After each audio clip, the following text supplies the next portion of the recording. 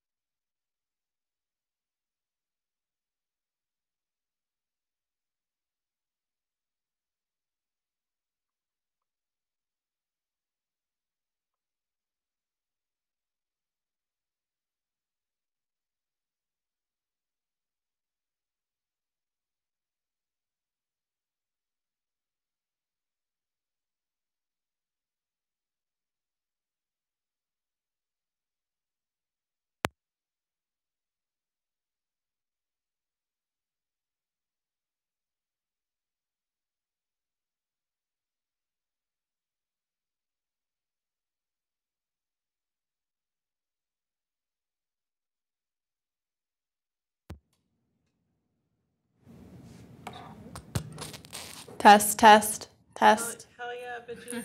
Amazing. Try again, because it's really fuzzy. Test, test. It still sounds a little bit fuzzy, but not too bad. There you go. Nope. Now it's too quiet. Test, test.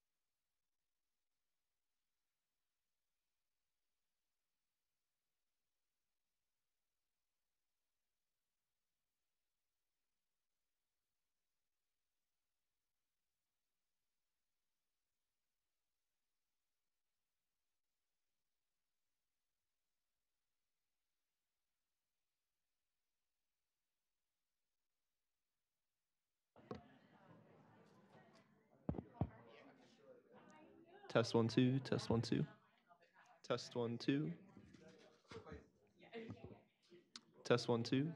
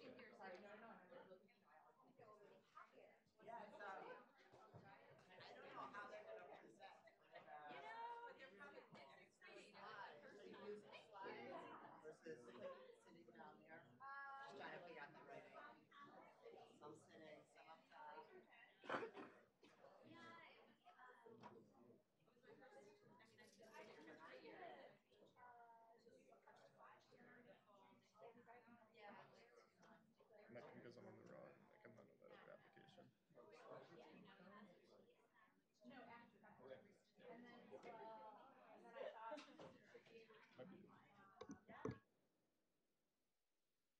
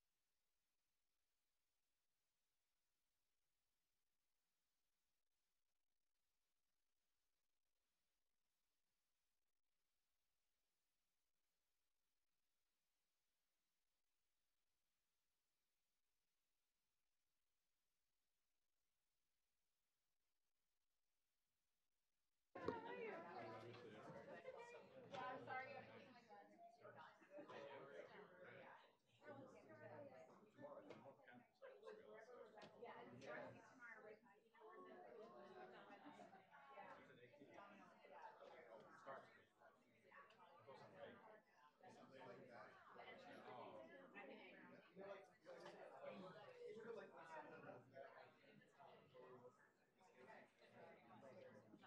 that other application.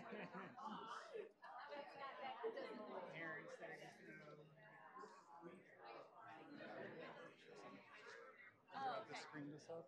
No, well, so then the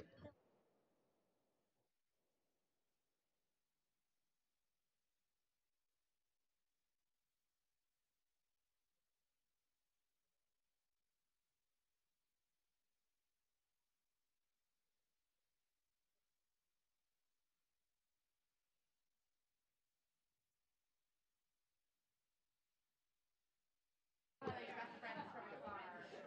think that one's mine. I don't know whose this is. Okay, ooh, it's loud.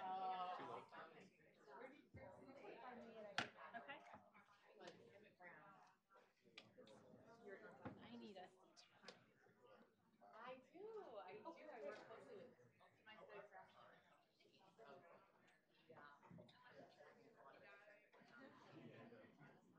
No, I don't think so. Just want to check the voting mic. See if it sounds good to you. Sure. Hello.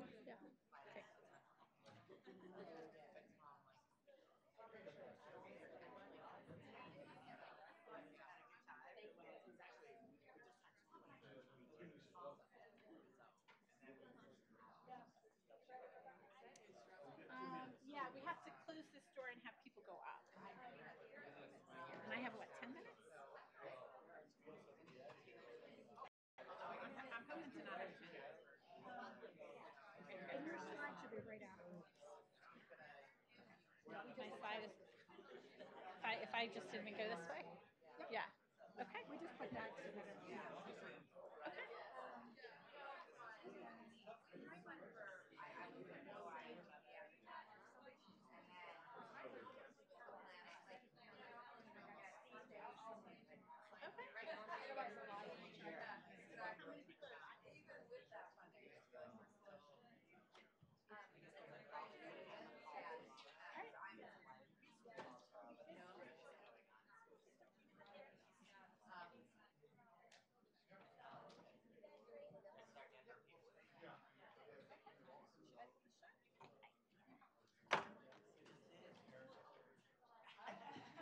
Lynn, so even though it's small here, yeah, okay, it's big here. All right. Good.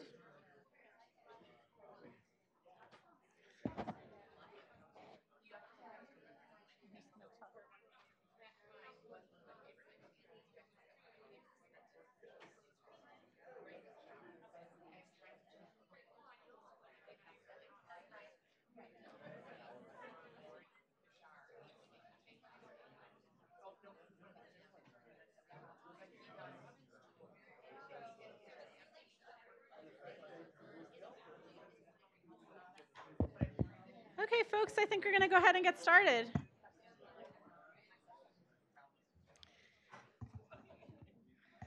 So thank you all so much for joining us today. My name is Rebecca Cunningham, and I am just absolutely thrilled to have the opportunity to introduce everyone to the FACTS Consortium and kick off our panel today. I'm excited to welcome all of you who are not from Ann Arbor to Ann Arbor, as well as to, I think, about 60 or 80 people that we have live streaming as well online. We can get ourselves going today. We have a pretty hard stop at the end here, so we're going to manage our time along the way. So the FACTS Consortium, I get to start to tell you a little bit about today is our launch of our FACTS Consortium more publicly, and I just can't be more excited about the opportunity for our group to come together and to do this work. And I wanted to take this chance to give you a little bit of background as to why we're doing this work and a little bit, just in a couple-minute overview of what it is that we're doing as a group together before I get to introduce our speakers who will be the main event for the day. As we think about firearm injury, and we'll hear more about this from Dr. Carter in a few minutes, in 2016, firearm injuries were the second leading cause of death among children altogether in our nation, accounting for 16% of deaths of all children. Yet in about 2009, 2010, and even the years leading up to that, many years we only had very little science to tell us what to do about this, some years as low as 33 total publications. And in 2014, when our group came together to start to think about working together as a consortium, there were really only about 12 very active, seasoned firearm researchers in the country. And few physicians, actually. So when we think about why that's important and why we needed a research consortium and why we needed to come together under this FACTS Consortium to build capacity, we think taking the example and cue from other science public health issues that have been successful. We see if we take the example for motor vehicle crash as a great example. On the top left, this is a busy slide. On the very top left is the peak of motor vehicle crash deaths in our epidemiological history in about 1965. And then over the course of that time, we see the decreasing deaths from motor vehicle crash at the same time that we see a massive amount of investment that our nation made, both in science, creating the agency of NHTSA, passing a number of laws. And I'll remind you that during this entire time, we also have not decreased cars on the road, and we have not decreased the number of miles driven, but yet we have dramatically decreased the number of deaths by firearm injury. And this is a great model for us to think about our work from. And that model takes resources and funding. And when we think about some of the investment that came from that with motor vehicle crash, which is the MVC up there on the side, we see that millions and millions of dollars were invested, and many, many, many research grants were invested over even a 10-year time period to decrease the amount of deaths by motor vehicle crash. Meningitis, as a physician, I can tell you is a very terrible disease and is something we certainly should be investing in.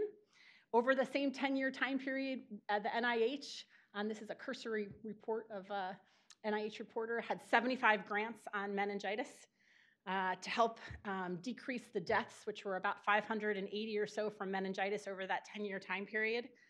Firearm injuries, on the other hand, which killed over 27,000 children in our country, had 9 federally funded grants focused on decreasing the burden of injury among children.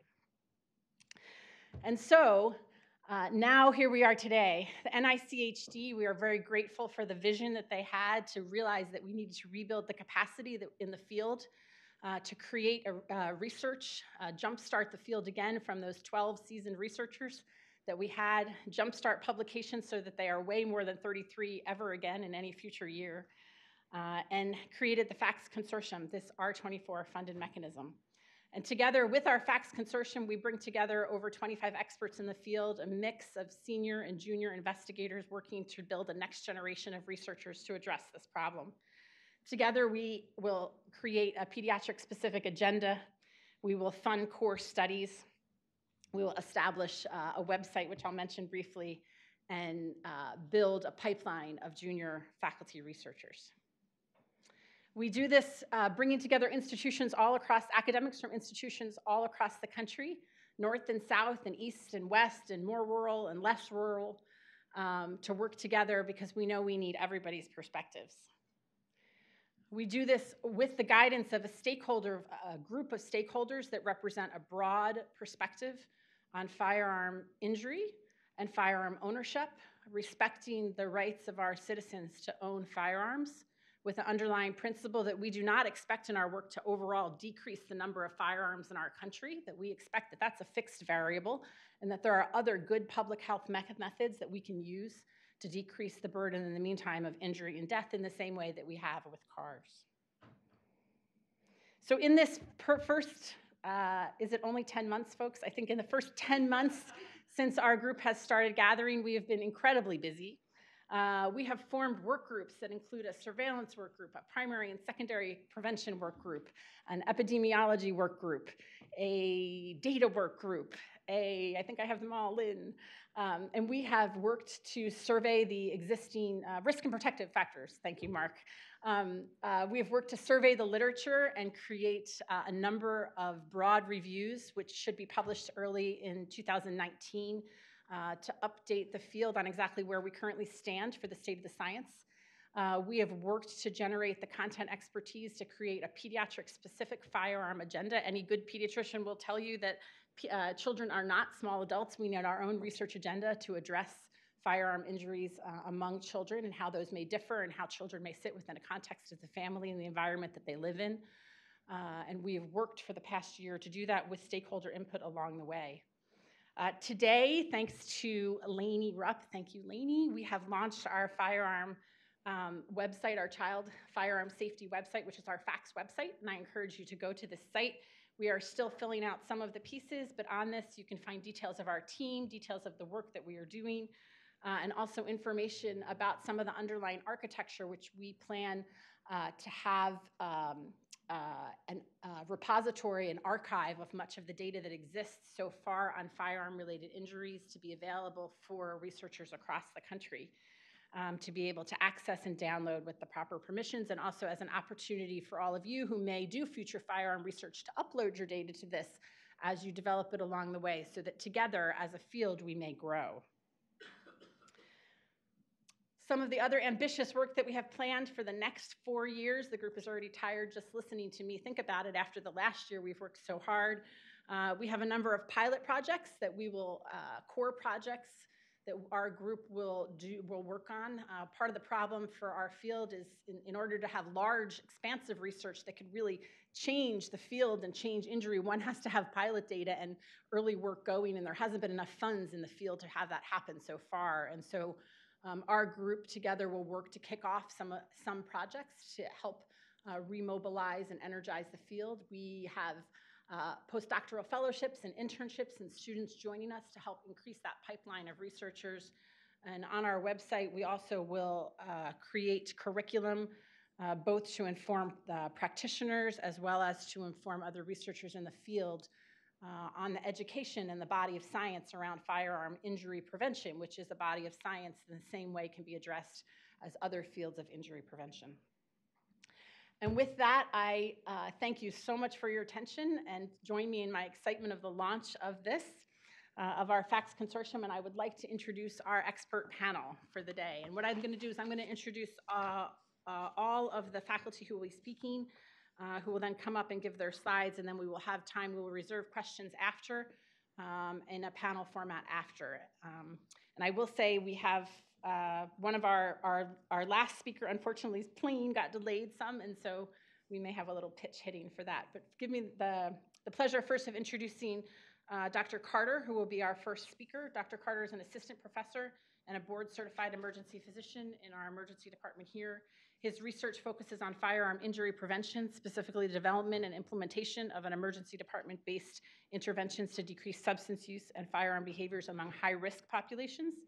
And his research examines the epidemiology and characteristics of firearm violence among urban youth and minority populations. One thing you'll notice as we go through here is we have a broad multidisciplinary team that really brings us perspectives across the field to have a full public health approach.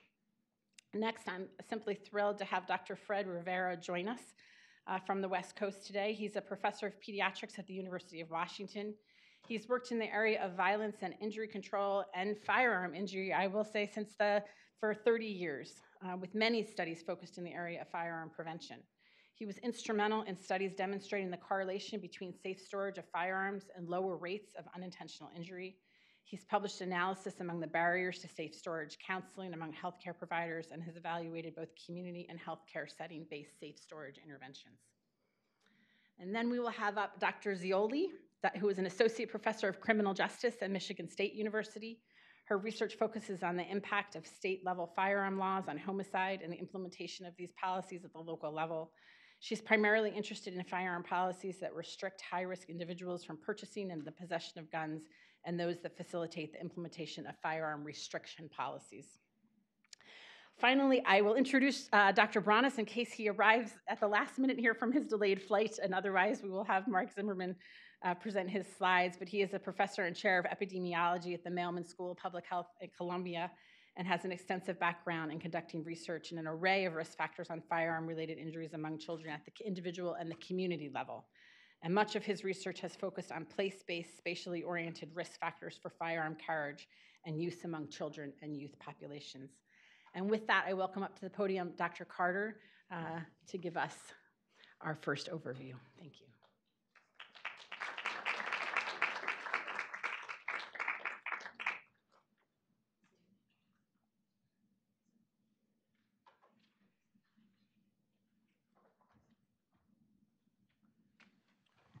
Thank you, Rebecca, and thank you, everybody. So I'm going to give a quick overview on the epidemiology of pediatric firearm injuries, and then I'll transition over to Dr. Rivera. So,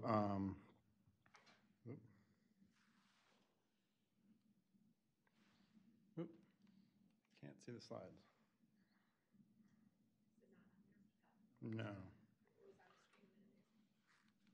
Okay, I'm not seeing them, though.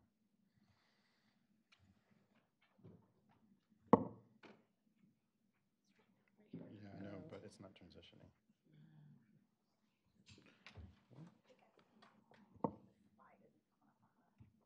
Sorry about this, guys. It's not mirroring. It's not mirroring what's up there. Well, I can come over here. So, I'm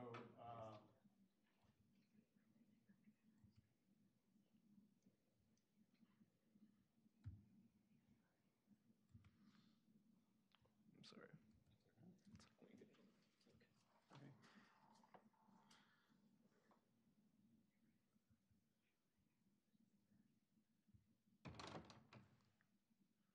I don't know what they did now.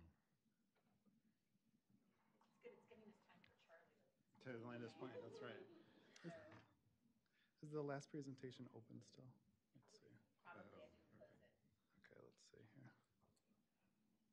And then which one is yours? Okay. Yep.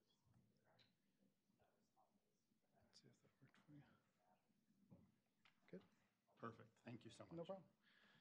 problem. Sorry about that, everybody.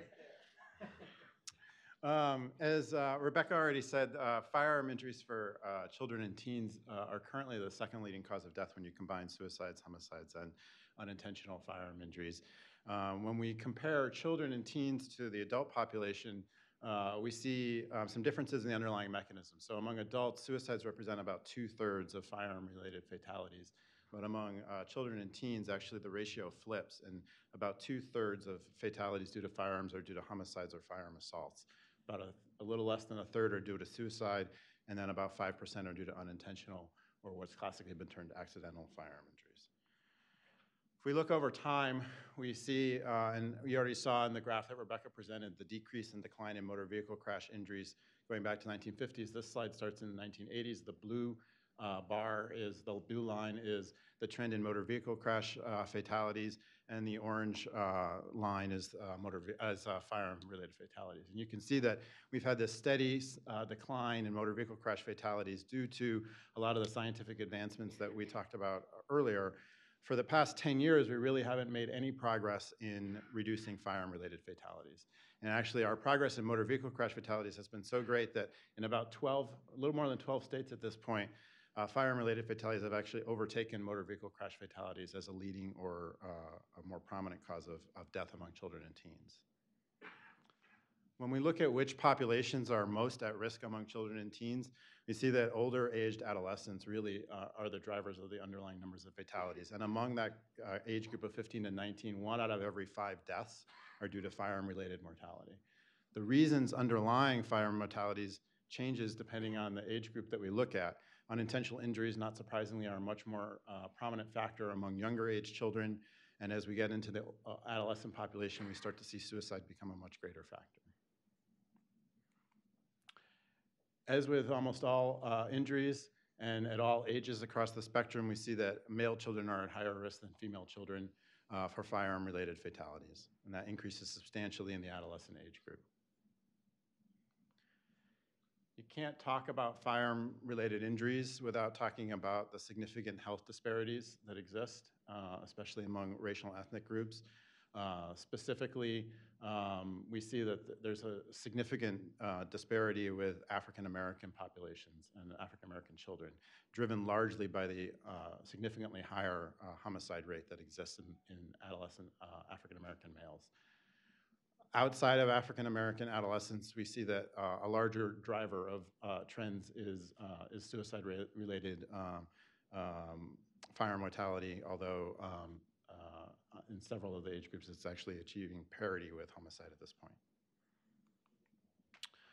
We often think about firearm violence as a primarily urban problem, but actually if you look at the data across the board, we see that it disproportionately affects both urban and rural settings, although the underlying mechanism and causes for that are different. In urban settings, it tends to be more related to firearm homicide, and the drivers among rural settings tend to be more firearm suicide and firearm unintentional injuries. The data that we see for, there's a somewhat lack of data on non-fatal firearm injuries across the board, but the data that we do have shows there are about 12,000 children, adolescents that are injured seriously enough every year by firearm injuries to require an emergency department visit. The majority of those occur among adolescent populations. The mechanisms of injury, again, differ with children under the age of 10 predominantly being affected by unintentional firearm injuries, and over the age of 10 predominantly assault-type firearm injuries. The smallest number of injuries that we see that come in as a non-fatal firearm injury are actually self-attempted suicide, and that's owing to the large case fatality rates that's associated with firearm suicide attempts. It's important to note that as much as 20% of firearm injuries among children who come in are actually injuries to the head, neck, or spinal cord, which have devastating impacts on long-term health. We see that one study that was done previously showed that 50% of those who get admitted to a trauma center after a firearm injury end up requiring long-term disability care afterwards and can't go home and perform their age-specific activities of daily living. School shootings tend to get a lot of press, and they're certainly devastating events and have been increasing in frequency. However, they represent the smallest proportion of pediatric firearm injuries that we see. Among those school shootings, about a third, a little less than a third, are due to suicide attempts. A little over 2/3 are due to homicide. And then there's a small proportion that involve both homicide and suicide. In about 70% of those cases, the firearm was acquired from their home or the home of a relative. And the majority of these are overwhelmingly due to handguns. Beyond the human cost that's associated with firearm injuries, there's a significant societal cost overall, both in terms of direct dollars that are borne by the healthcare system from treating both the acute and long-term costs associated with firearm injuries, about $8.6 billion overall, and the indirect cost to the US economy of treating patients long-term, of dealing with criminal justice issues, lost work and productivity, and lost quality of life. And the total overall cost is greater than the cost that we spend on treating obesity in this country, and it's around the same level as what we spend for Medicaid overall. So I've given you a lot of facts and figures. I want to sort of close by saying we need more data. That data drives knowledge about what works and what doesn't work, and that leads to action that we can disseminate throughout and implement throughout our communities at large. And we need that at every level of sort of the socio-ecological spectrum, at the individual level, at the community level, and at the policy level. And the next few speakers are going to kind of talk a little bit about ways that we can do that in healthcare, ways that we can do that in our communities, and ways that we can do that from a policy framework. And with that, I'll let Dr. Rivera talk.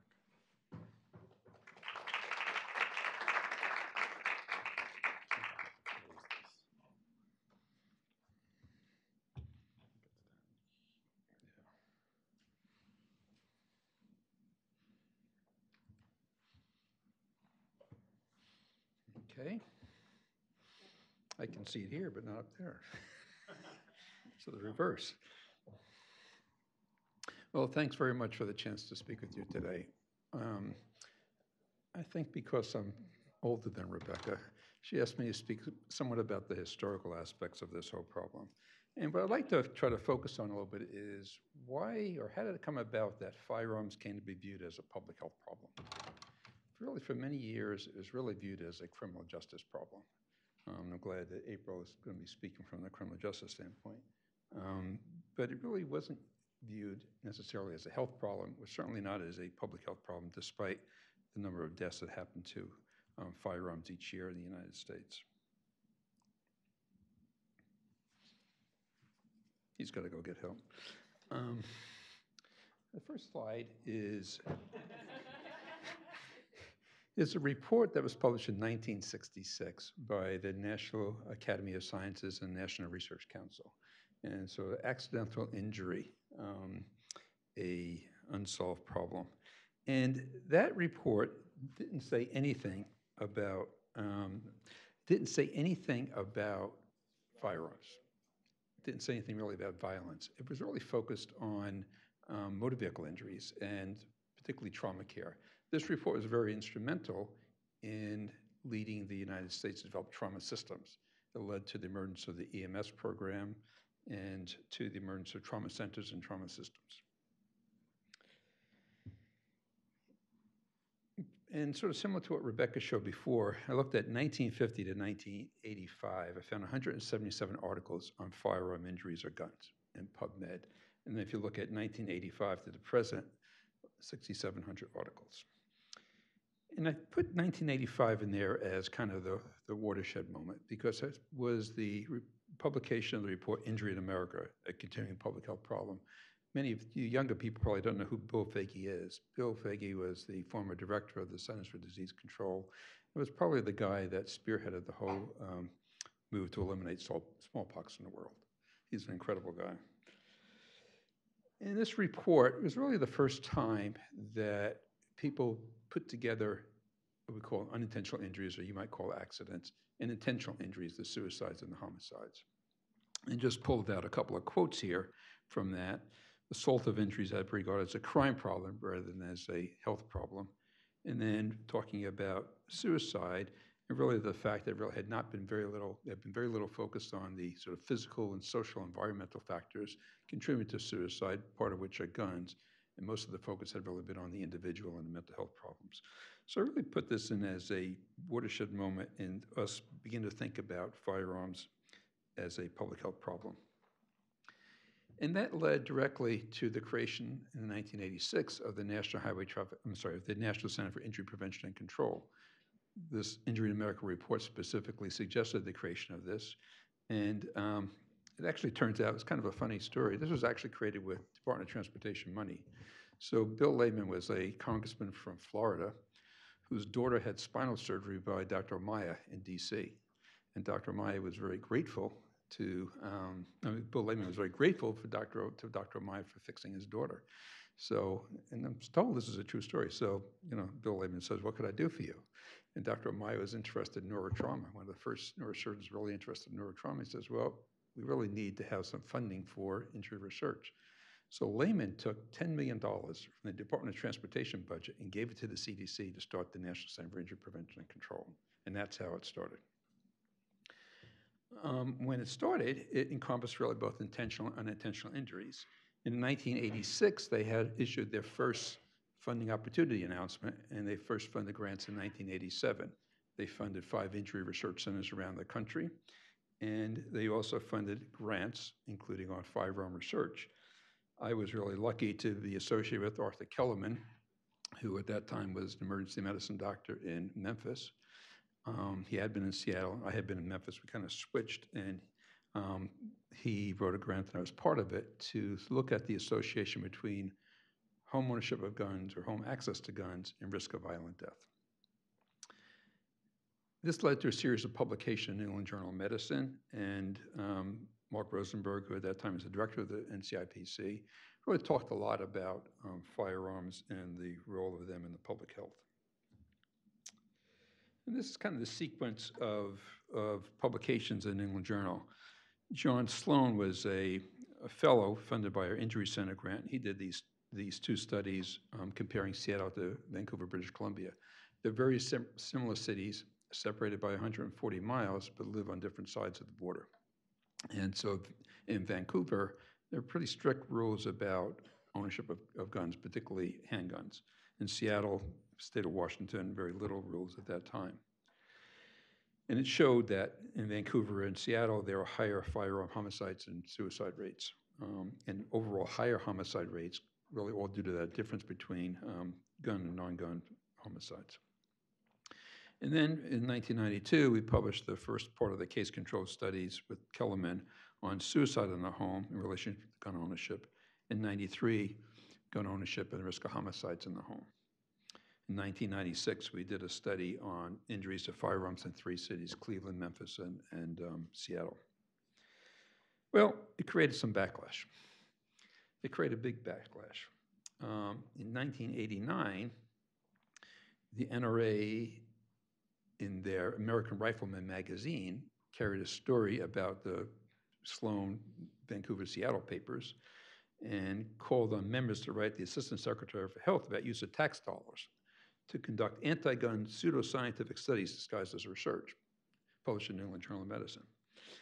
And then in 1991, the NRA asked the Public Health Service Office of Scientific Integrity Research to conduct an evaluation of the integrity and the competency of firearms research funded by the CDC. That's a big deal. If you are found to be guilty of this, your career as a researcher is pretty much done. NIH refused to look at the case. In 1995, then after that 1993 publication of the homicide and home ownership of guns, 10 senators expressed concern about, quote, duplicative nature of the CDC research, saying that this was being done by the National Institute of Justice and other organizations, and also about the NCIPC's promotion of a political agenda. They threatened to eliminate funding for the entire NCIPC program. But what they ended up doing was they cut the budget by $2.4 million, which was the exact amount was being spent on firearm research. And then in 1996, the Dickey Amendment was passed. I'm sure you've heard of the Dickey Amendment. It's Congressman Jay Dickey, who was the originator of this amendment. And it actually didn't forbid the CDC from conducting gun research. It just said that no federal dollars could be used for lobbying for gun control. Well, no federal dollars can be used for lobbying for anything. But the way that the congressional intent was is that the CDC should not fund any more firearm research. And here we are 22 years later, and that still is in effect. The CDC has not funded any firearm research since before 1996. You might ask, well, the CDC has a budget of, I don't know, I think it's $11 billion a year. And CIPC has a budget, a couple $100 million. So why can't they switch, move $10 million from this pot to put into that pot? And I was with one of the former directors of the NCIPC last week, and she told me that they weren't allowed to speak about guns at all in the building when she was director of the NCIPC, and that the director was worried that Congress would take retribution on the CDC if they did any internal shifting of money. So the end result was they didn't fund any firearm research and still haven't. Interestingly, somehow I came across this. You're familiar with the ACA. That on page 766, there's a Second Amendment clause put in there by Harry Reid, a Democrat. And it was basically saying that no information about gun ownership can be retained and collected in the medical record. And nobody can be forced to talk about guns if they don't want to. But it's in the ACA. So given that background and bringing us to today, where are we? Well, first of all, I think that for health providers, it's really important that we screen for firearm ownership and storage practices. We live in a country where there are 300 million guns and a Second Amendment. We're not going to get rid of guns. We shouldn't talk about gun control. But we need to talk about how can we prevent injuries, particularly to kids, the subject of the forum today. Florida passed a law that basically forbid physicians from asking about guns with their patients. They were forbidden from asking their patients whether they had a gun in the home. That went back and forth for many years in the Court of Appeals, and finally, in February of 2017, the 11th Circuit U.S. Court of Appeals threw it out on the basis that it violated the physician's First Amendment rights. I think that we really need to work to restrict access to firearms by those who might use guns to harm themselves or others. Let me give you a few examples. Depressed patients, patients with suicidal ideation or attempts. I think we all would agree that those individuals shouldn't have access to guns. We have a number of emergency medicine docs in the first two rows here, and I guess I would challenge what is being done in emergency departments around the country in terms of appropriately assessing suicidal patients who come into the ED, and what interventions are made if people do admit that they have access to lethal means to get rid of those lethal means before they leave the emergency department. Domestic violence protection orders. So we did a study a number of years ago that showed that domestic violence protection orders are probably the single most effective thing to prevent repeat abuse of a woman in domestic violence situation.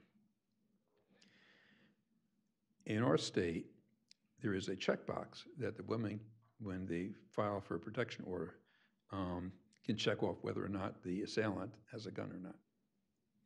Now, the assailant, if she does check that off and the protection order is granted, the assailant is supposed to voluntarily give up their guns.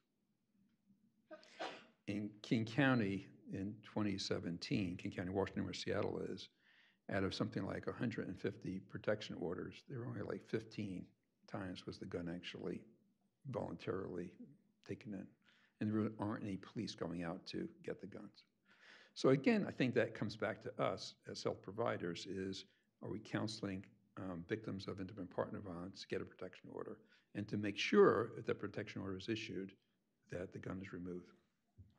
And then there's the extreme risk protection order. Washington is one of, I think, 6 states that have this, where a family can go to a judge and say, my loved one has a gun and I'm really worried he's going to use it to harm himself or others. So that creates an extreme risk, and the judge can then grant that the person should have the gun taken away. It's a temporary, it's not a permanent. You would think that with physicians, ER docs, people in private practice, psychiatrists would make great use of that. Again, in the state of Washington, a period of about a year, It's only been used about 65 times, and the vast majority of those were at the insistence of the police, not medical providers. So again, I think that's a failure on our collective part. And then I think we have to become informed.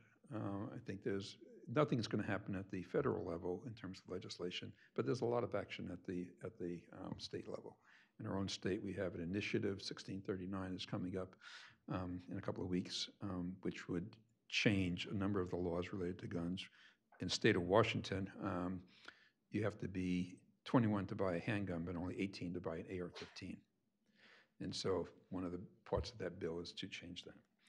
And I finally want to end up with this slide here, which was published in JAMA a couple of months ago, this article. And I think points out how the U.S. is such a big part of the problem. You can see that it's about 250,000 people died from firearms globally in 2016. 6 countries account for 50% of the deaths. 2 countries, Brazil and the U.S., account for a third of the deaths. Each year, since 1990, the number of civilian firearm deaths have exceeded the number of firearm deaths in conflicts. The only year that was not true was 1994 with the Rwanda genocide. Each year there are more civilian firearm deaths than deaths in conflicts. God knows we in this world have a lot of conflicts going on. And the rates of firearm deaths range from, you can see 0.1 per 100,000 in Singapore, basically, like 1, to 39 per 100,000 in El Salvador. And what's I think is really startling, and the fact that's often forgotten, is that firearm suicides are really a big part of the problem. 35% of all firearm suicides in the world occur in the United States. So I think we have our work set out for us, but I really am hopeful that we are at the threshold of making a big difference. Thank you.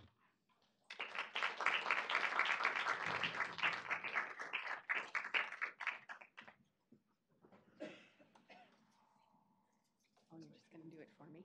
Yes, make sure you close out his slides at the bottom.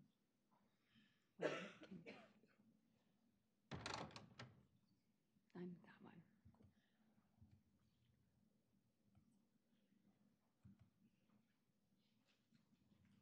Should be good. I can see it in both places. So I'm going to talk to you about what we know about current firearm safety policies and child outcomes, and a lot of what we don't know about current firearm policies and child outcomes. Now, gun policy research is mainly conducted at the state level. There are a lot of variations in state laws. There's variations between states in what laws they have and when they enact those laws.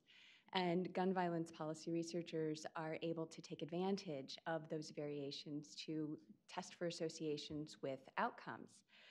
Now, those research studies are commonly conducted with the entire population of the state. So how many homicides are in a state year, how many gun suicides are in a state year.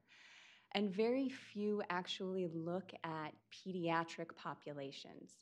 Those studies that have looked at pediatric populations in specific tend to be studies of firearm policies that are specific to children. So child access prevention, or CAP laws, and minimum age laws.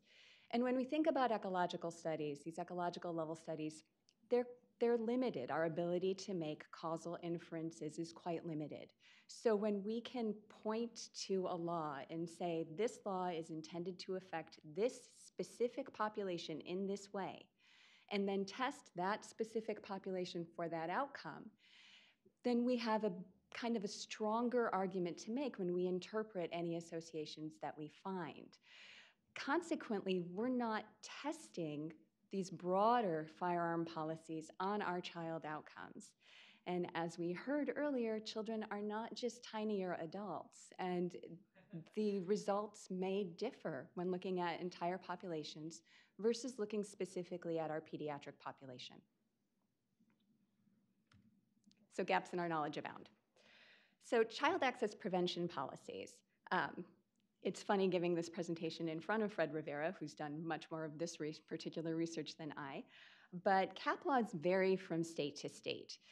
In general, CAP laws are those laws that allow prosecutors to bring criminal charges against people who somehow allow children to potentially or actually gain access to guns. Now, criminal liability in some states is only for reckless provision of a gun to a child, somebody under the age of 14 in some states, under the age of 18 in other states. In some states, that criminal liability is extended to negligent storage. And this is, depending on the state, whether the child could gain access to the gun. In other states, it's whether the child does gain access to the gun. And further, a child may need to carry or use the gun for this criminal liability for these criminal charges to be brought. And these criminal charges can be felony or misdemeanor criminal charges, depending on the state.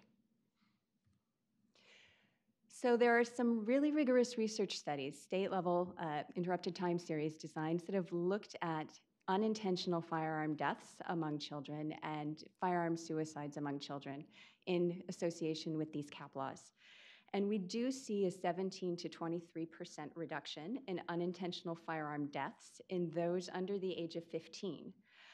This might be driven by those states that allow felony charges to be brought against people who negligently or recklessly allow their children to have guns. When you remove the states that have felony charges, Florida in particular, associations sometimes drop out. There's an 8% reduction, one study found, in suicide in 14 to 17-year-olds when cap laws are present, and decreases in firearm suicide. Most of these studies don't look at non-fatal firearm injuries. There is some evidence to suggest that non-fatal firearm injuries do decrease when cap laws are present, and those associations might be stronger when the state when you incur criminal liability for negligent storage than whether the state only criminalizes reckless provision of a gun to a child. But the research here is pretty scant and not terribly rigorous. Associations with interpersonal firearm violence are understudied. We don't have a lot of information about interpersonal firearm violence injury or death. We also don't know how cap laws are implemented. It's unclear how the law is communicated to gun owners. Some states do require there to be some notification, a sign in a licensed gun dealer's store that informs the gun buyer of the cap law, of the criminal liability. One study did test to see whether that made an impact. They found no association with that in firearm outcomes. And we're in Michigan. Many of you are from in Michigan. How many of you knew that Michigan just passed a child access prevention law? Yep. Not communicated well. It's been around for about a year, and it's very specific to school shootings, in fact. You will only incur the misdemeanor criminal liability if your child violates a state firearm law on school grounds or in a school vehicle. So Florida actually did a large PR campaign when they rolled out their cap law, which again had the felony criminal liability. And again, Florida is one of the states driving these results on decreases in unintentional deaths. So might the PR campaign have something to do with this? Might it be the felony charge? Could be a combination of both. We need more research to decipher these results. We also don't know how often charges are actually brought under cap laws and under what circumstances charges are brought. And we don't know if that might even make a difference in the impact of the cap laws or if it's simply a culture change that is happening due to these cap laws. Minimum age laws. So this is the second type of firearm law that is focused on children. There was one study of the federal minimum age of possession at age 18, and it was associated with reductions in firearm suicide and unintentional death.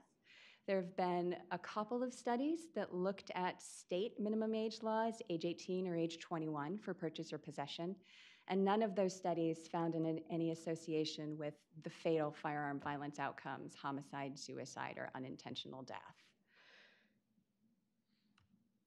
Some other laws have been studied as well. Background checks, there are two studies. One looked at a comprehensive and automated background check system and looked for associations with unintentional firearm fatalities. The other looked at permit to purchase laws and whether there was an association with firearm suicides. Neither found any association. I should say the permit to purchase study had very limited ability to find an association because there was only one state that changed its law during that study time, and it was a pretty small state, Connecticut. Domestic violence, misdemeanor firearm restriction laws. Domestic violence, it wasn't mentioned earlier, but 31% of children under the age of 13 who are killed with a firearm are killed in relation to a domestic violence event.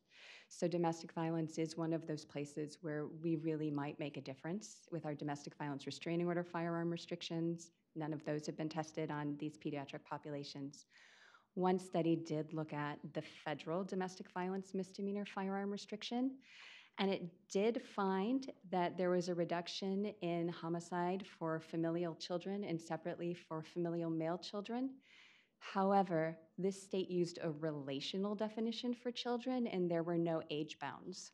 So while as an intimate partner homicide expert, I can tell you that most of these children were probably under the age of 18.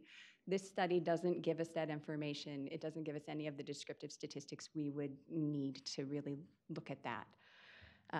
And stand your ground laws, those laws that remove a duty to retreat in public spaces and allow you to use potentially fatal force in the face of threat, have been associated with increased risks of hospitalization for firearm injuries for children who live in stand your ground law states. What don't we know? We don't know an awful lot. As we saw, when children are killed when they're dying in firearm events, this is homicide. This is mainly homicide. Very few unintentional, much smaller percentage, at least unintentional, smaller percentage suicide. Homicide is the main share of fatal firearm injuries. Homicide could occur by someone in your under 18 age group hurting you with a firearm, but it could also be somebody over the age of 18. So firearm laws that focus specifically on those under the age of 18 and preventing them from getting firearms may not be expected to do a whole lot to save our under 18 age group, our pediatric age group, from firearm homicide. It might be that those laws that are broader, that target adults in particular, we might see a greater benefit in lives saved. Now, one of the laws that people have been talking about a lot lately are those gun violence restraining orders. They're also called red flag laws or extreme risk protection orders. Those laws that allow law enforcement, that allow a judge to have a gun removed from somebody who is in danger to themselves or a danger to others. And those are talked a lot right now in terms of potentially addressing school shootings and mass shootings if somebody gives signals that they are dangerous. We need research to determine whether or not these gun violence restraining orders do have an impact on those types of shootings or shootings in general. Certainly if they're not going to be used, we wouldn't expect to see any effect. But more broadly, these laws that restrict high-risk individuals, domestic violence perpetrators, people with alcohol addictions in crisis, other people who are suicidal. If we looked at those laws restricting those individuals from firearm access, we might find that they affect our pediatric population. We need to do the research to find out. And then those anti-gun trafficking policies, may also be associated with pediatric firearm injuries. They are understudied in general, but certainly understudied in this population. Again, when guns are in the hands of people under 18, handguns at least, it's illegal. Those are illegal firearms. When restricted people have access to them, it's illegal. So if we focus on moving or preventing the movement of guns from the legal market to the illicit market, we might affect pediatric firearm injuries. But we need studies to discover whether these one gun a month policies, straw purchase laws, more background checks, permit to purchase, whether any of these policies actually do affect our pediatric populations. And we need these studies because our legislators look at a ton of gun bills every single year. And right now, they don't have a lot of evidence to consult when they look at these bills and decide whether or not to vote on them. And we would like our legislators to have research evidence to bring to bear on these issues that affect our lives and our children's lives. Thank you.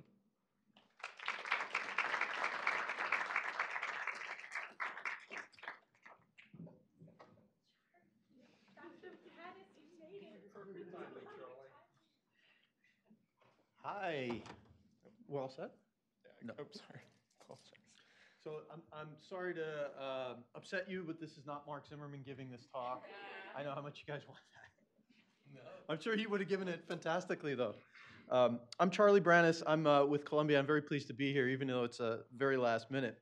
I want to talk to you today about a new line of, relatively new line of research and thinking about preventing gun violence in the US and abroad. And it's really thinking about our surroundings and the importance of our surroundings.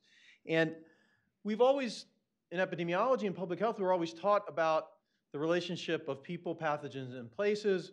And this comes into play for things like malaria or dengue in terms of the host, the agent vector in the environment. Here it's a mosquito in a swampy forest. And this is a favorite quote of mine that if a brackish tidal pool is breeding mosquitoes, filling it in may be far more likely to reduce malaria for years to come and long after the funding has run out than expecting the local community to continue applying larvicide. I think the same idea can apply to gun violence. Yeah, and so the focus here is so this is a mirror situation with firearms, which is a host, agent, vector, and environment. And I think we've spent a lot of time focusing on the host, the people, and the firearms themselves. And I think we've spent less time focusing on the context that seems to be producing the gun violence in the first place. And we began to think, and people here at the University of Michigan also were thinking at the exact same time, very similar ideas about what if we began to address those surrounding contexts, the places. And one of the reasons that sort of drove me into this, I had a couple of thoughts. One was there was some work emerging out of the medical system that was having some great impact, but the impact was short-lived. And this is a similar, sort of an analogous situation with police presence. This is work that was done a few years ago that this is police patrols. And when there are police patrols, we think that there's a decent reduction, especially targeted police patrols in crime or violence in that space. But once the police patrols are lifted out of the space, it's pretty limited. The crime will return, and in fact, perhaps the gun violence will return. So this leads us to think a little bit more about what got me into this too, and perhaps in the year 2000, when I was working, interacting with a guy named Len Syme at the University of California, Berkeley. And he began letting me think about these things, the difference between a high-risk program, which has all these advantages, programs that focus on high-risk individuals. For instance, individuals who are high risk or susceptible are often particularly motivated to be acted upon to reduce their risk, and these programs are actually quite cost-effective. But they have many disadvantages. There's difficulties and costs to screening. The idea of profiling comes into mind here. They're often palliative. That means they're only addressing the immediate issue at hand and often temporary. So the returns on these can be fleeting. And in fact, vulnerable individuals, those at risk, continue to cycle into the system. This is one of the things that Len kept on reinforcing with me. And even if you get folks to begin to be healthier or to begin to think about not acting violently, their actions may be continually thwarted by the context within which they are in, if that is a particularly challenging and chaotic context. Now, population programs, on the other hand, and I'm invoking Jeffrey Rose. How many of you know the work by Jeffrey Rose in 2001 and before then? Okay, so population-based programs have a number of advantages over these high-risk programs. One is that they're radical, that they're doing something completely new oftentimes, and that they're long-term. So the return on these can sometimes, if they're done correctly, can be sustained. They confront root causes, and they do things like make the healthy choice the easy choice. That is, they can be default-type programs. They may ask little to nothing of those who are going to benefit from them. And they may indeed, in the end, establish new norms and allow us to stop trying to re-persuade individuals over and over again to change their behavior. The disadvantage is that there are small benefits to any given individual. So if you ask someone, did this program help you, they are often not able to tell you that it did, specifically for them. There are few grateful patients, so there aren't as many stories to be told here, so the programs, it's difficult. And frankly, the radical side of these is a disadvantage.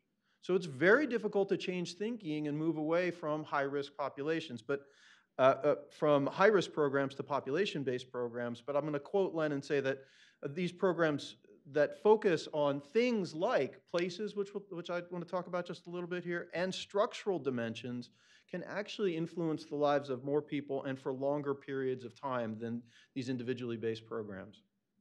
With that in mind, our group has been really thinking about what we call in situ programs. That is, programs that are designed to change the very context that people live in on a day-to-day, live in, go to school, go to work, and so forth.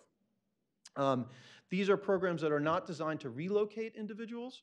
Rather, they are designed to make structural changes to local environments in a simple, often inexpensive way so that it's scalable to multiple neighborhoods or environments and multiple cities, and that these can be sustained for extended periods of time. I'm going to show you a few of these that we've looked at for gun violence. One is a vacant lot greening program, which is akin to what's being done here through the University of Michigan and in a number of other cities. And another is an abandoned building program.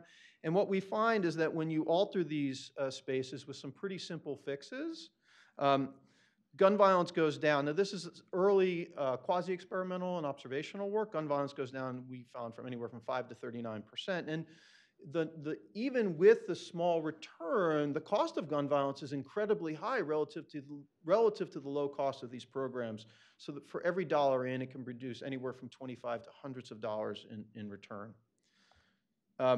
We've recently published results from an experiment and a randomized control trial on the vacant lot portion of those. We are working on one for the abandoned building that's active in treatment right now. And this program has shown a number of things that have been significant, including gun assaults and shootings. Now, I will say that, and I will say that for the gun assaults, I made that red.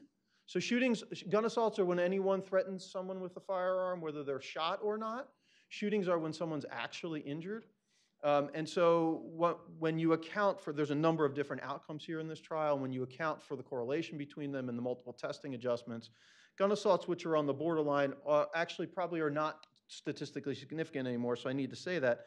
But all these remaining outcomes of, if you add up all the crimes, the shootings themselves, that is when people are actually injured with a firearm, burglaries and nuisances, all remain statistically significant even after accounting for multiple testing. And then I'll also say, when you take a look at not only the neighborhoods, so this was across the city of Philadelphia, this for all neighborhoods, and it was randomly selected, but when you account for neighborhoods that are only below the poverty line in the study, and we had a more than sufficient number of them to do this analysis, these numbers actually get even more significant. And you can see, again, in this case, all crimes, burglary, and nuisances, but the gun assaults actually are quite significant here in this analysis. So in the end, we think that this is a bit of what I'm going to call win-win science. That is, we're generating this great new knowledge, right? That's good science and can be moved on to other spaces around the country. But it's also a win for those communities when you raise the money and bring in NIH dollars, for instance, to actually make some changes in those communities. And so the significant results I was just telling you about in terms of nuisance crimes and firearm assaults, we also had a whole series of different field interviews that were done, and I have to call these preliminary, but they are co-benefits that we're finding that are statistically significant. Things like people, we think, are going outside more. People are relaxing outside more after this greening is done. People are actually reporting that there's less nuisance vandalism and crime in their spaces, which is a nice mirror to the actual police reported outcomes, right? So people, not only the police finding it, but the people are experiencing it as well. And then a study that we recently published looking at one particular finding on mental health, people are reporting in particular less depression after the treatment is done. So there's a number of co-benefits that may accompany the actual police reported outcomes in this. And the final thing I'll say is that this sort of place-based work has been, there are a number of cities that are beginning to do this kind of work, or that have done this kind of work. I have to credit Francis Kuo and Bill Sullivan in Chicago for doing some of the earliest version of this in the Chicago affordable housing, where they looked at tree canopy in there and vegetation, and you can see that's the black and white of some of the earliest work that comparing affordable housing developments that had a lot of vegetation and those that did not, and there was 56% fewer violent crimes in those that had vegetation. I'm showing you our result. I'm reporting the new, I think 2018, right? This paper just came out for Flint, where there's 40% fewer assaults and violent crimes, and this is a greening program. New York City has just published some work on lighting and the importance of public lighting and how that might be reducing in a trial format, might be reducing assaults and weapons crimes. In Youngstown, although I don't have the number there, we did do a study, rather than me putting the regression coefficient up there, it's not a percentage, but there were significantly fewer results. In New Orleans, we just published something recently where there were 6% fewer drug crimes, although I have to say, in New Orleans, we're finding that there were not fewer violent crimes. And then there is a study that also just came out in New Haven that did not find significant results. So it's important to get the balance of all the different literature on this.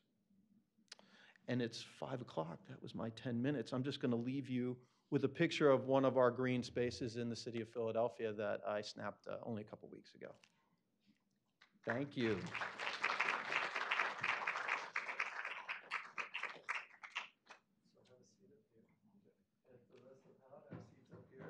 You're going to speak into the microphone when you have questions so that it can be recorded. So I'll hit the next slide.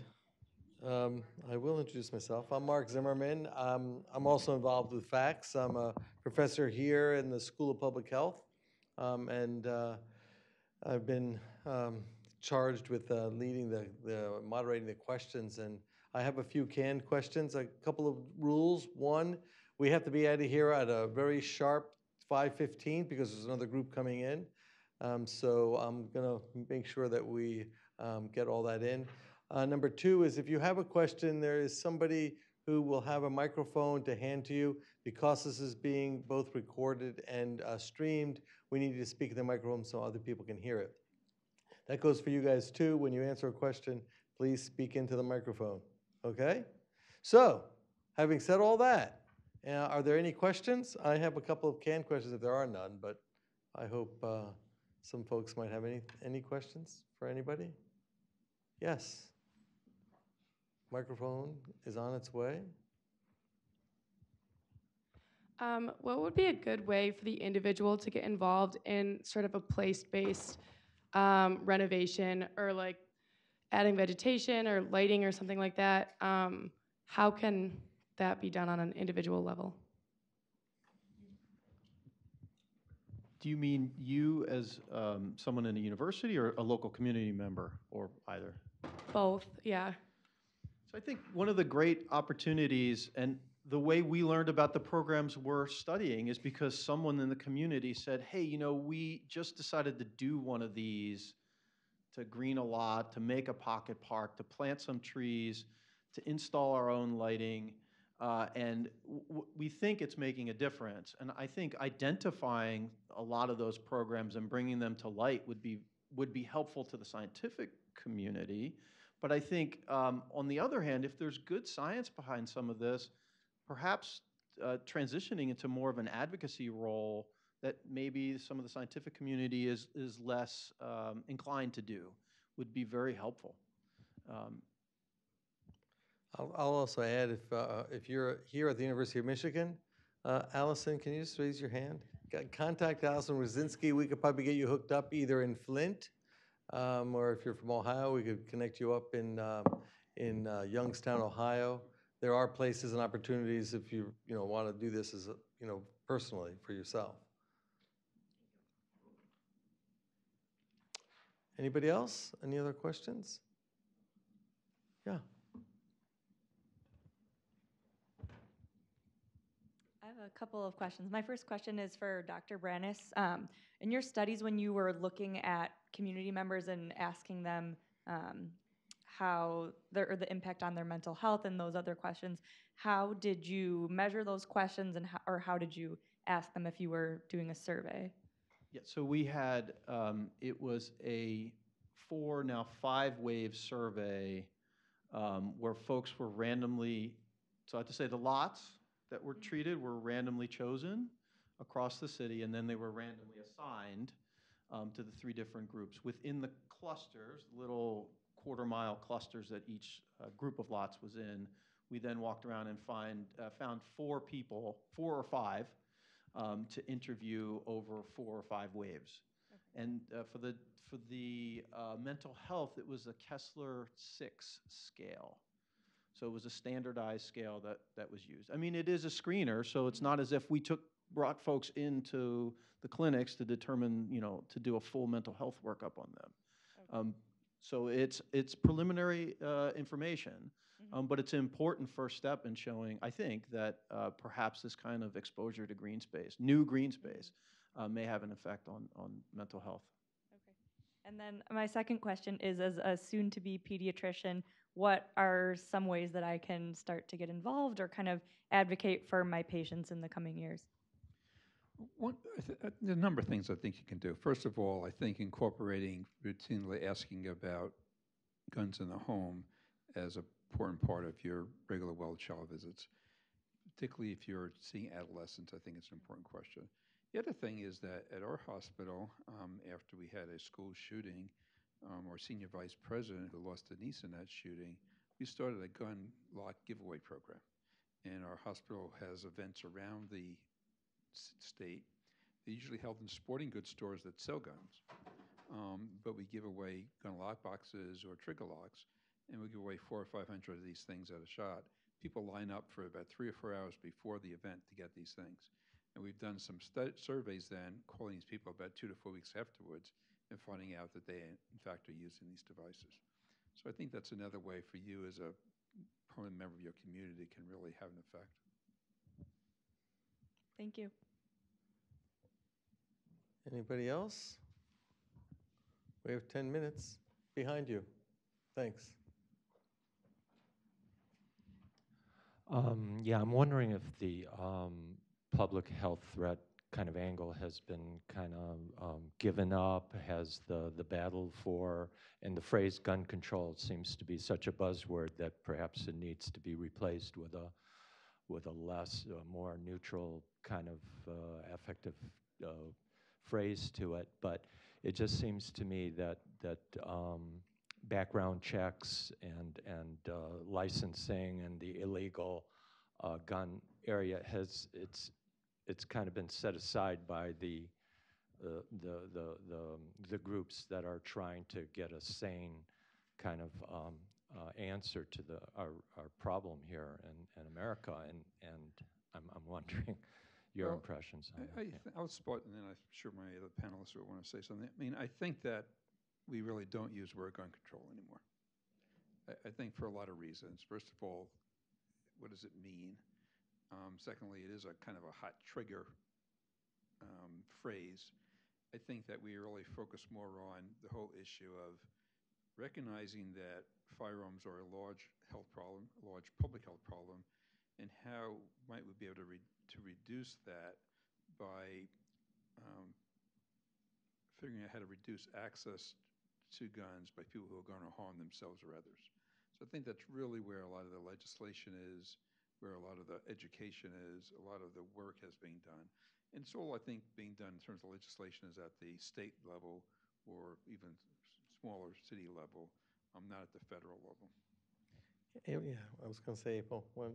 Yeah, and I would add that in scientific, surveys, opinion polls, when you do use phrases like restricting access to dangerous individuals, as opposed to things like gun control and removing access to guns, you actually find that there's quite a lot of agreement among Americans on provisions that might be passed into law. There's quite a lot of agreement that domestic violence offenders shouldn't have access to guns. taking the loaded wording out of these questions, does a lot to bring people together and realize that we're talking about the same thing. We're just using different words. Was that a pun? Loaded terms? Never I know, mind. he used trigger too. We can't get away from it. I know, we can't get away from it. Impact and stuff. Just one quick last, on the statistics for the reduction in violence in the cities, was that geared to the whole city, or was that specific to the neighborhoods that were greened and renovated and so forth? Was it? So that was percentages. It was for the neighborhoods that were greened, although Just they the were neighborhoods. citywide. So there were, I can't remember, 80 clusters or something like that citywide. So they spread across the city. Unfortunately, the vacant spaces, though, are more concentrated in the most impoverished parts of the city. So that's the representation you're getting. One of the reasons for that could be that that's where also the most need of greening might need to happen. So there's less of a ceiling effect potentially, right? I mean, that's one explanation for that. There are obviously lots of others. Any other questions? Wow, you don't count. You're one of us. No, go ahead, and then we'll go up there. Go ahead. Microphone.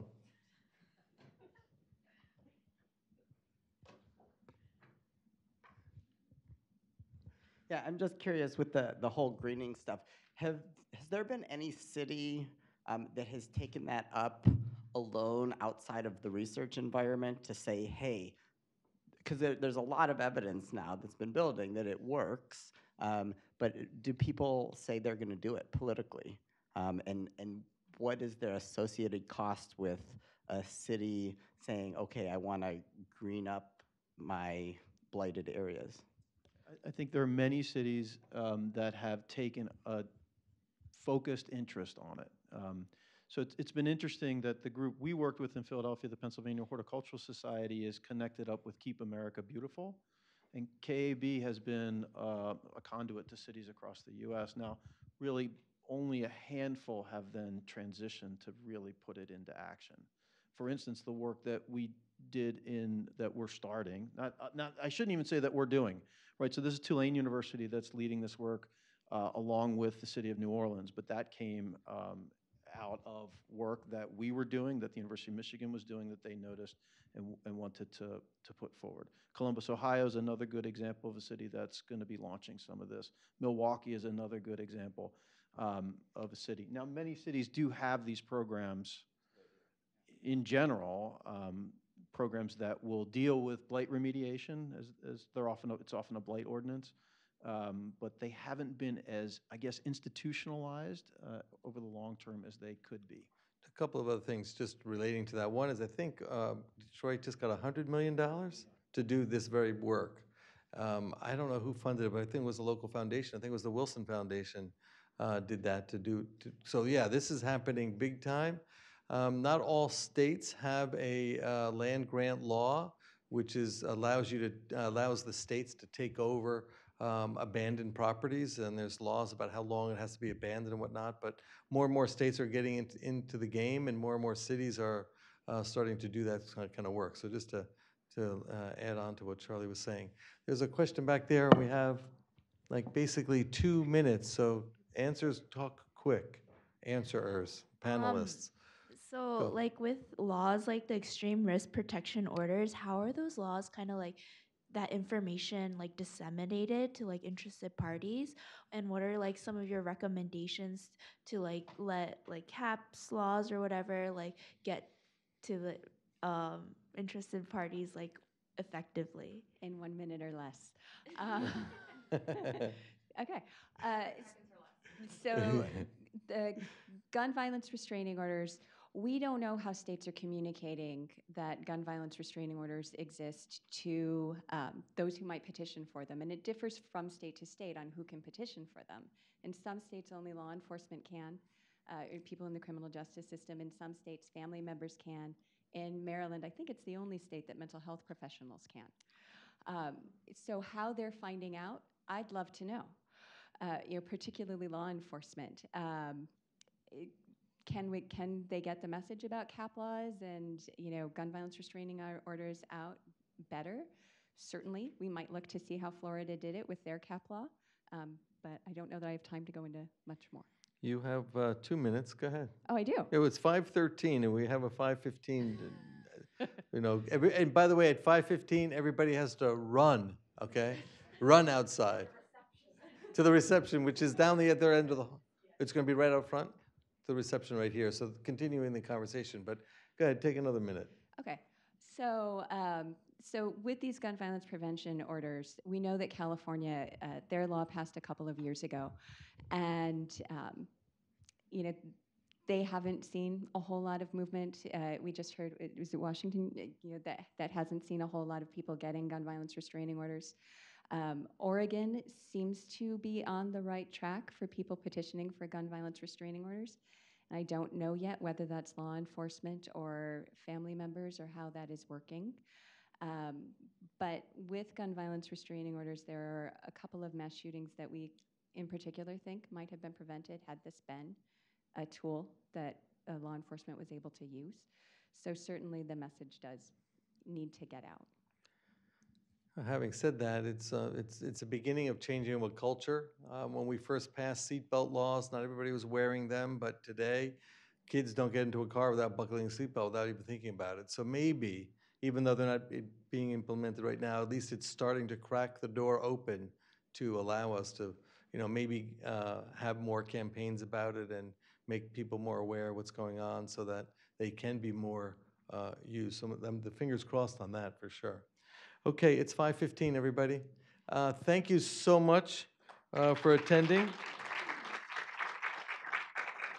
Thank the panelists. Thank you. And outside, we'll continue the conversation.